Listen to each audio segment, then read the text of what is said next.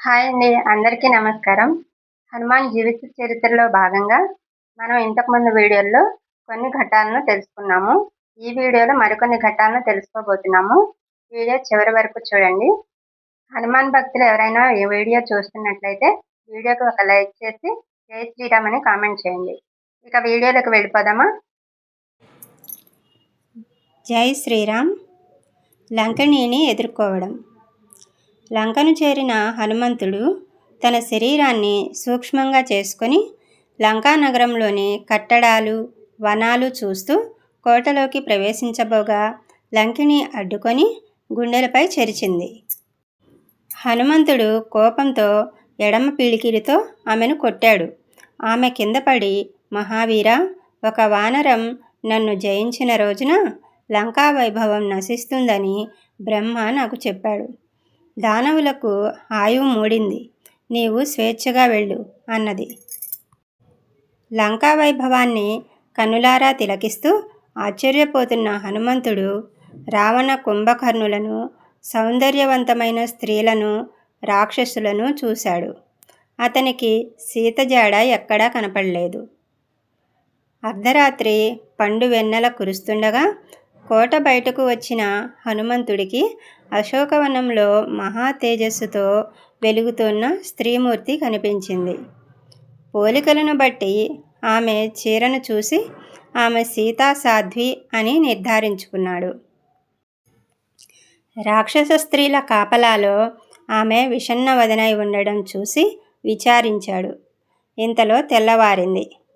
రావణుడు సీత దగ్గరకు వచ్చి రకరకాలుగా ఆమెను ఆకర్షించడానికి ప్రయత్నించాడు. ఆమె తిరస్కరించింది.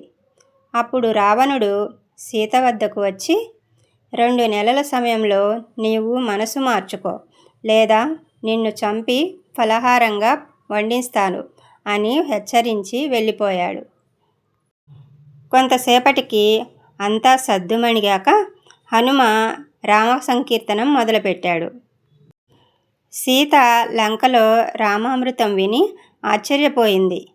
హనుమంతుడు రావణుడు పంపిన వాడేమో అనుకున్నది. హనుమంతుని రమ్మని చెప్పి రకరకాల ప్రశ్నలు వేసింది.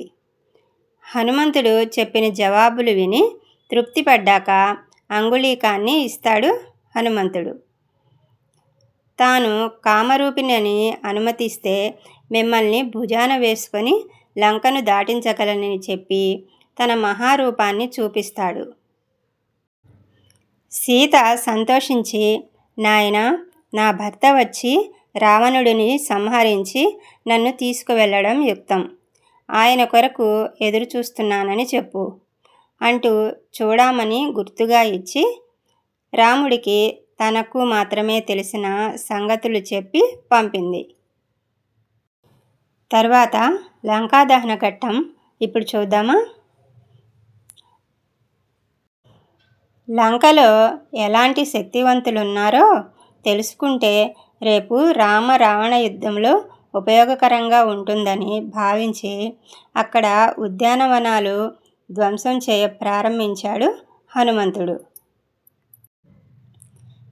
అది చూసి రాక్షస స్త్రీలు రావణుడికి తెలుపగా రావణుడు తనతో బలసమానులైన కింకరగణాన్ని పంపాడు.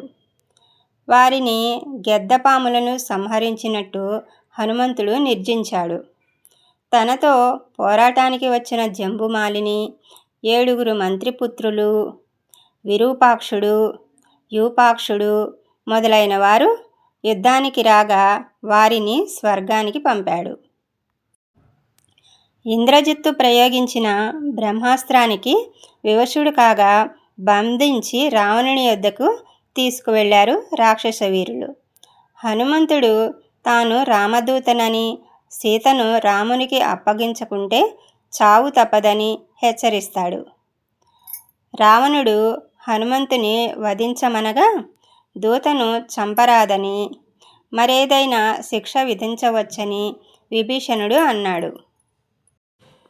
రావణుడు కోతులకు తోక ఎంతో ప్రీతి కనుక ఆ తోకకు నిప్పంటించమనగా లంకానగరాన్ని అగ్నికి ఆహుతి చేసి సీతకు తిరిగి కనిపించి నమస్కరించి వానరులతో కూడి రాముడిని చేరి చూశాను సీతను అని చెప్పాడు హనుమంతుడు. సీతాన్వేషానంతరం చూశాను సీతను అని తన సాగర సంగనం, లంకా ప్రవేశం, సీతాన్వేషణ, సీతను ఓదార్చుట, రావణునితో సంభాషించుట, లంకను దహనం చేయుట గురించి రామ లక్ష్మణ సుగ్రీవాదులకు వివరించాడు. ఒక్క నెలలోపు రాముని చూడకున్నా తాను బ్రతుకనని సీత చెప్పినదన్నాడు. రాముడు వానరులతో కడలిపై సేతువు నిర్మించి చేసిన రామ రావణ యుద్ధంలో హనుమంతుడు గొప్ప పాత్ర పోషించాడు.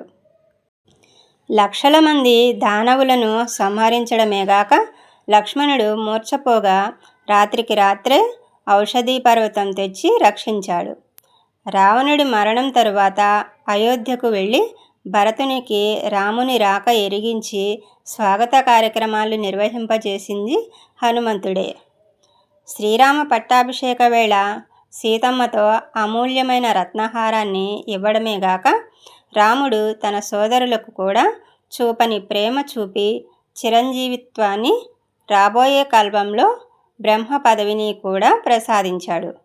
హనుమంతుని జీవనం మనకందరకు ఆదర్శవంతమైంది. లోకా సమస్త సుఖినో భవంతు. ఒకే బాణము ఒకటే మాట, ఒక భామకి రాముని ప్రేమ.